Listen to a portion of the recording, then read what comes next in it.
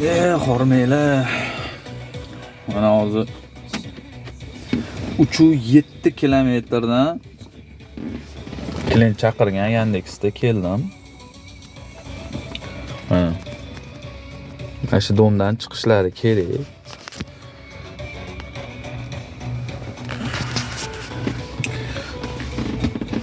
Necha minutdir o'tdi, 12 minutmi o'tganda telefon qolma.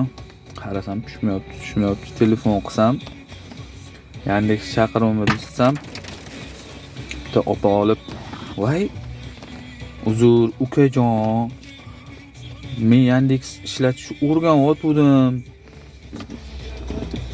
O'shaning uchun proba qilib chaqirib ko'ruvdim. Kelarkan-da, dilladi." Bunaqa narsaga hozir